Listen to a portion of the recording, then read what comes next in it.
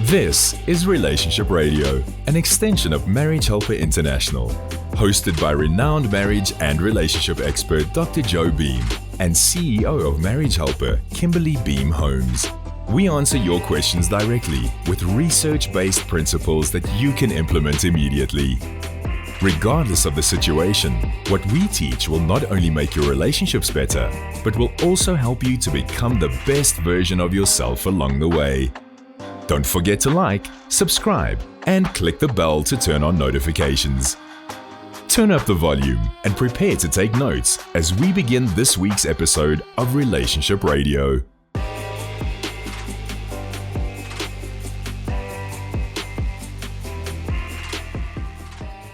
We've been talking for the last couple of weeks about a specific and special kind of love called limerence.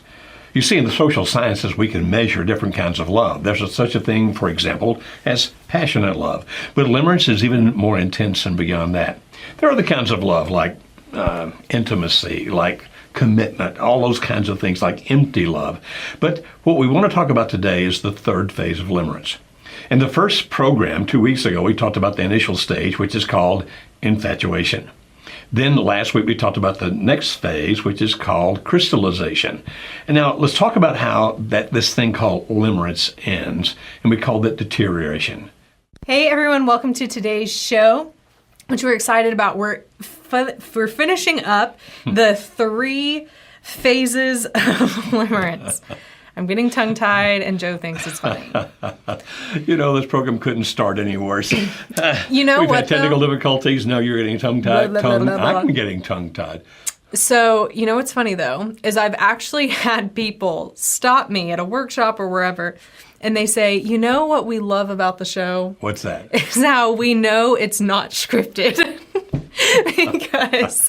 And interestingly, a lot of times they'll point to how you and I fight. Which is funny because I never think we fight. I don't think we fight either. I know, but people just enjoy our interactions, our disagreements. And so if you really like those kinds of things, if you like the technical difficulties, the tongue-tied, etc., you've enjoyed this so far. So let's say we can get to the topic maybe. In this phase, it's kind of where the person who's been in limerence starts to wake up, in a sense. That's correct. Now understand that limerence is an extremely intense kind of love. It's categorized by this deep, deep longing for emotional reciprocity from the other person.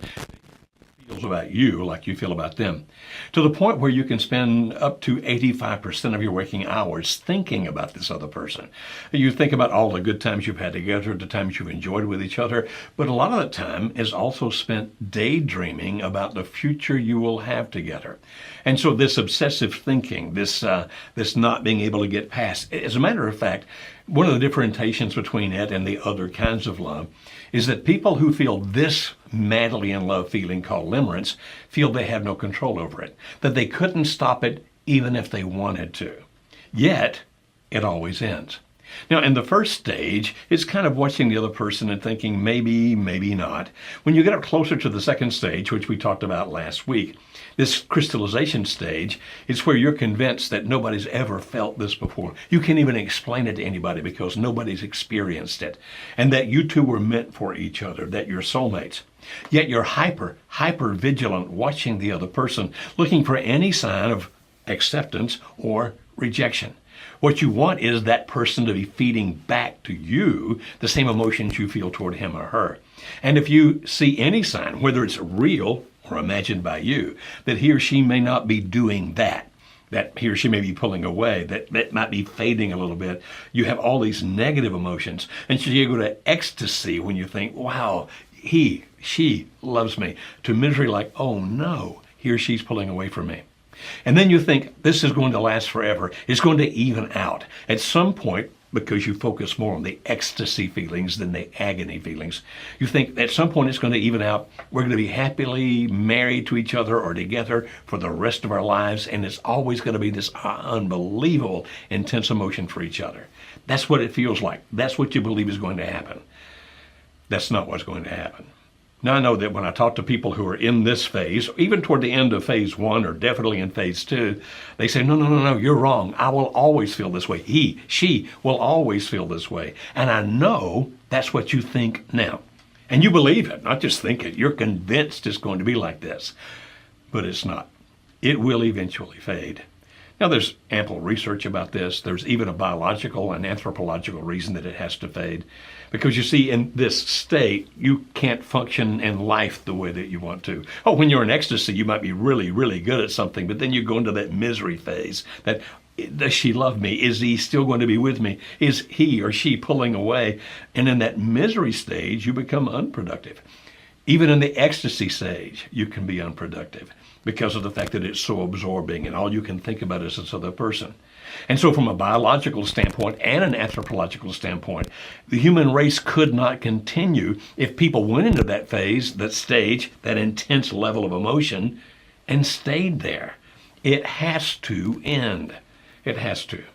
And when it does, you start going into that third phase we call deterioration. But just like the other phases have been not linear, but all mixed up, down, in and out, the same as here. Because when you go out of that second phase, that crystallization into deterioration, it's not a clean, clear-cut thing. It's more like this, back and forth, and still the emotions going all kinds of crazy ways.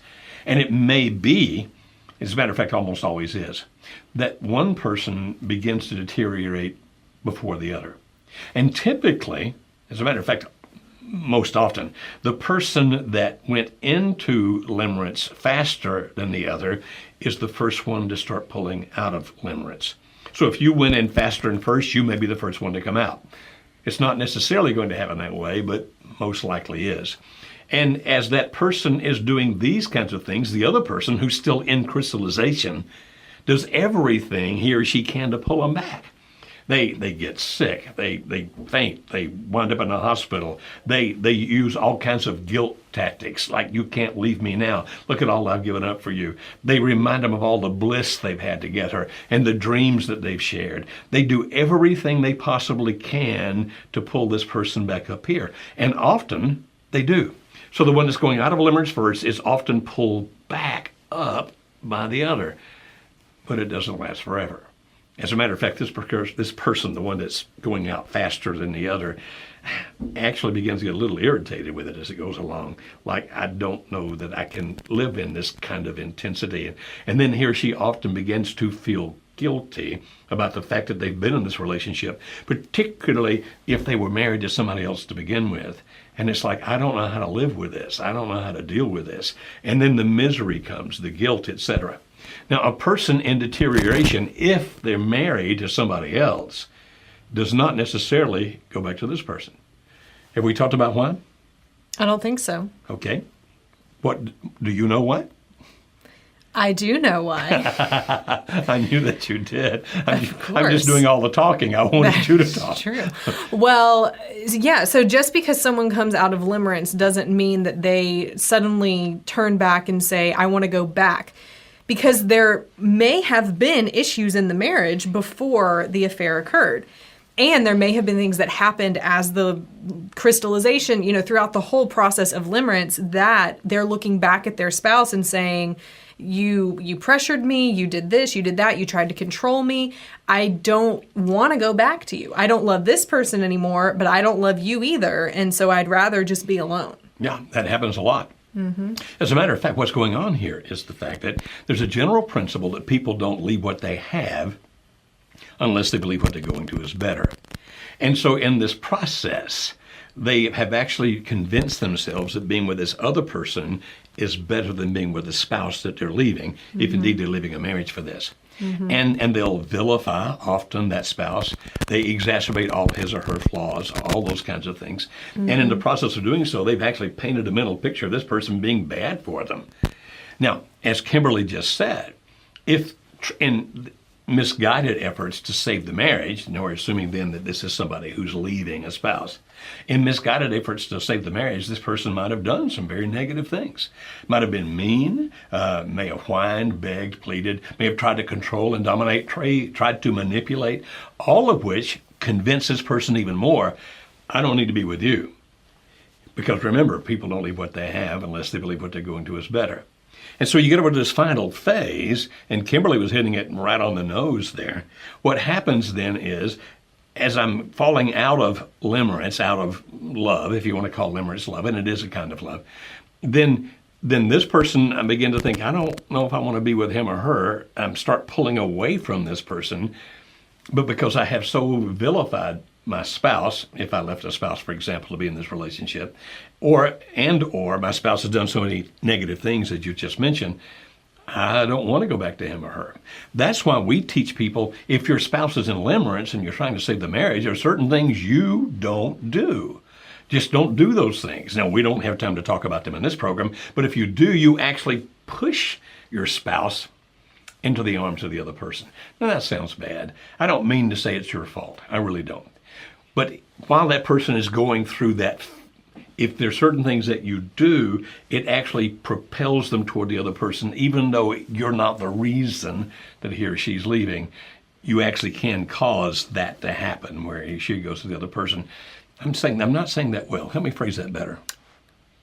I think you're saying it the best way we know but how. I don't want to make it sound like it's this person's, the other spouse's fault. Right, I understand that. But yeah, I mean, that's just kind of what it is. I'm trying to think of another kind of analogy. You don't mean to. It's not what you're trying to do. But in their minds, it's pushing them towards the other person.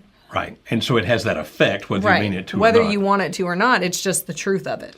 And so therefore you need to stop doing those things. Now, we don't have time to talk about in this program what that is. Right. Kimberly will tell you how to find resources about that in just a minute. And then when you get there toward the end, then it's like most of these people then do not wind up together if one of them left another relationship for it.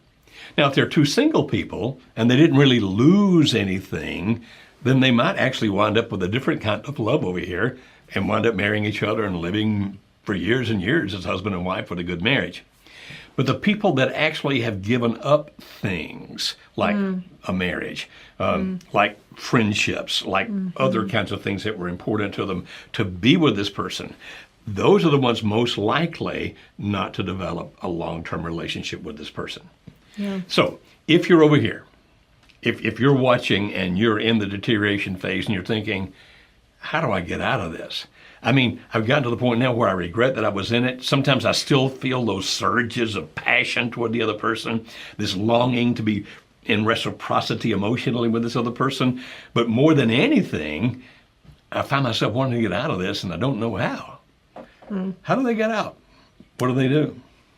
Of which part? This program has got to go down as the most confused program we've ever done in our lives. If they're trying to leave the limerent relationship, what do? They cut off all contact. Now, that's awfully hard to do. Right. Because these emotions didn't go, they're still going like this. Mm-hmm. And so sometimes they'll decide, I'm going to cut off all contact and do it. Mm-hmm. And then a day. Or 45. I was talking... Or 45 days? Well, the only reason I say that is because I was speaking with a couple who came to our last workshop, and this is what he was saying. I mean, he's definitely in this space right now of, I have very strong feelings for this other woman, but I know the right thing to do. I just don't feel like that.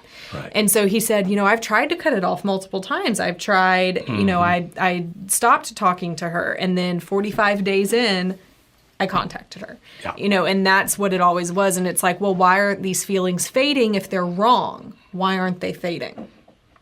Well, I have a great desire. I'm a recovering alcoholic. I have great desire for alcohol and what alcohol does to me. You might ask the same question. Wait a minute, you guys that go to AA and that have been parts of programs to get sober and stay sober for many, many years, you still sometimes feel like you want to drink. Yeah. Well, if that's wrong because you know what it's done to your life, then why haven't they gone away? Mm-hmm. It's the same kind of principle. Don't you understand? Emotions are not logical. Right. Emotions and logic are often in contradiction to each other. But think about this. If indeed you're trying to, for example, this guy, if he's trying to end the relationship with this other woman, and then he goes 45 days, and then he contacts her again. Think about how unfair that is to the other woman. He said that. Oh, what did he say? Well, he said while he was talking to me about it, he said, I know that I'm not good for her. And she has kids and all of this stuff. And so he said, I know that long term, my goal is to want to try and save my marriage. And he had a bunch of reasons why he didn't want to do that. But he definitely, he is in this deterioration space to a T. I mean, just going back and forth between knowing what needs to happen, not wanting to do it, all of it. So ultimately at the end, he said, what should I do? And I said, cut off all contact. And Go ahead. And change your number. Yeah, as a matter of fact, let's get to that in just a second. But think about this again. By contacting her again, he elongates her hope that perhaps someday they can be together, which, because of the fact he's made a decision, I'm going to make my marriage work. I really am going to make my marriage work.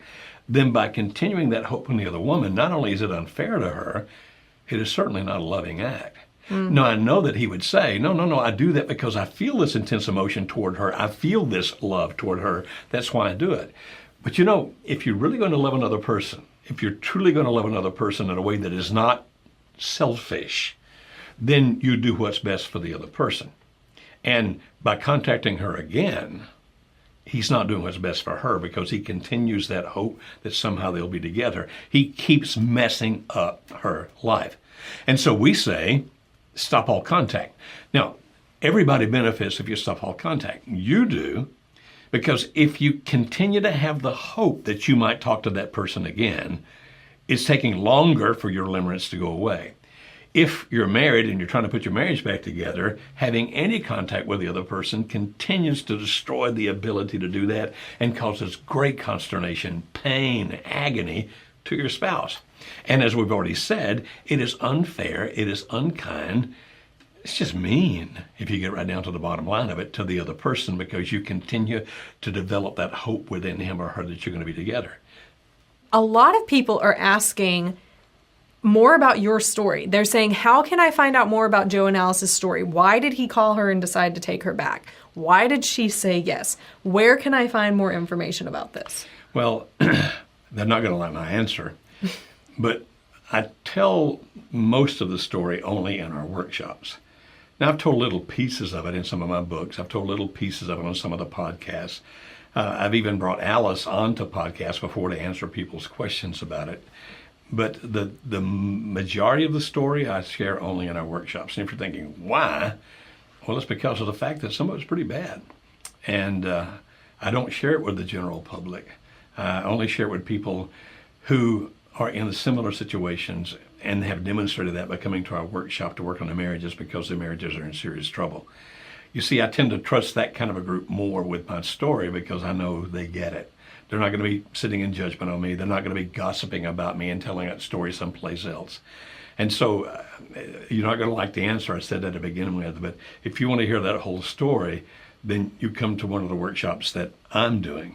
Now, I don't even do all the workshops. I try to be there for every workshop, but it's not always my story in the workshop. Otherwise, I don't know that you're going to hear all of that story. We may touch on some of those subjects a little bit, like why did I ask Alice to come back to me? But I'll only give you a superficial reason.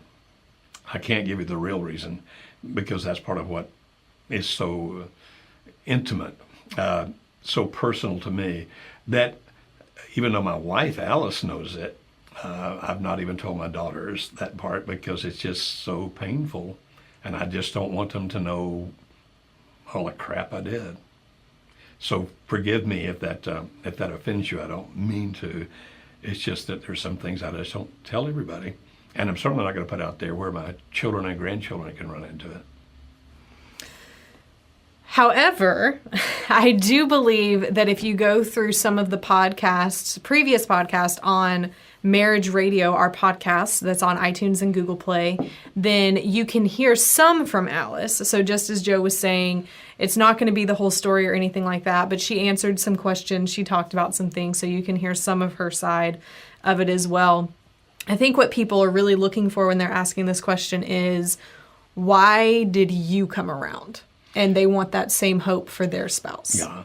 Well, that's part of the story that I'm going to tell. It's just too personal. I can give you the general principle, and that general principle is this. I went ahead and divorced Alice so I could be with the other person, and then the other person left me. Not immediately, but left me. And then I wound up living a pretty wild lifestyle for a while because I had so vilified Alice that I didn't want to go back to her. I had made her so bad in my mind so I could justify the things that I had done that I did not want to go back to her. There are some things that she did that helped lead me back. Remember, people don't leave what they have unless they believe what they're going to is better. And over time, as Alice continued to demonstrate great strength, what I mean by that is that when it came to the divorce, she stood up for some things, even though I didn't want her to, but she was strong and stood up for them anyway. At the time, in the short term, it made me bad, and I said all kinds of bad things to her, like, this just proves why I shouldn't be with you anymore. She ignored that and stood up for herself and did what she should do anyway. She was not mean, she was not unkind, but she was definitely strong. And over time, that was a factor like, wow, I'm seeing a side of Alice that I can't run over. She's strong. And then through the divorce, I saw her every other weekend when I went to see the kids, and she was always polite and kind and sweet and gentle. She didn't try to manipulate me back. She didn't get angry and say all kinds of terrible things to me either.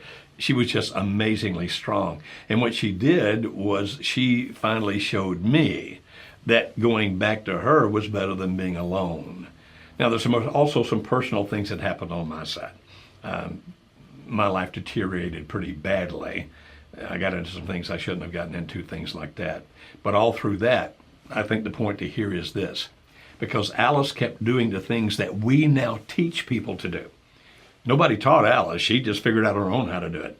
But because Alice kept doing the things we teach people to do, she finally got to the point where I saw being with her was much better than being without her. People don't leave what they have unless they believe what they're going to is better. So the real key here is the behavior of Alice, not all the crappy stuff I did. Which is something you, no matter where you are in this process, have complete control over.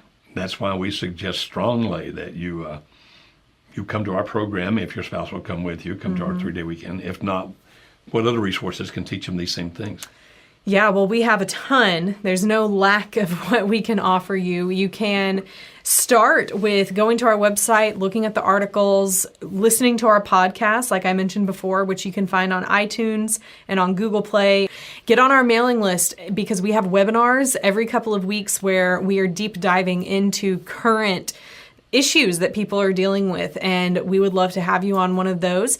You can call us, you can talk with the people on our team, our client relations reps, where they can help guide you to articles, podcasts. If you're saying, I just want to talk to a real person. I get to that point a lot when I'm dealing with businesses or other things, and I'm saying, I just want a real person to ask questions to so that they can make it simple for me.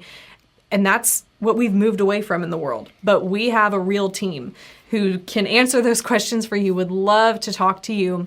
And they can also give you information about the coaching that we offer, which is astounding. We have full faith and confidence in our coaches. I've never heard anyone say anything bad about it. I never have either. We also have some online courses. Absolutely, which our client relations reps can share more about that with you. And then, of course, we have our marriage transforming workshop, which we do here in Middle Tennessee that people travel from everywhere from. You might be thinking, I can't come to Middle Tennessee. I live in Chicago. Well, I understand how you feel. It's definitely a flight or a long drive, but we have people come every time we do it from Canada, Caribbean, Australia, London, Beijing, Germany, Guam, all of these places, because it's that worth it. I mean, everyone will tell you it is absolutely worth it, no matter what it takes. And we believe that as well. So in any of those areas, we can help, we can offer guidance, we can offer at least something for where you are and starting where you are and helping you get to where you want to be. Thank you for joining us for this week's episode of Relationship Radio. Please refer to the notes in the description to learn more about any resources mentioned in this episode. Please visit our website at marriagehelper.com for more information about our online courses, marriage workshops, and coaching. If you would like immediate help for your marriage situation, then click on the link on the screen to schedule a free marriage strategy call with one of our team members. We exist to help save marriages and strengthen families. We look forward to interacting with you on the next episode of Relationship Radio.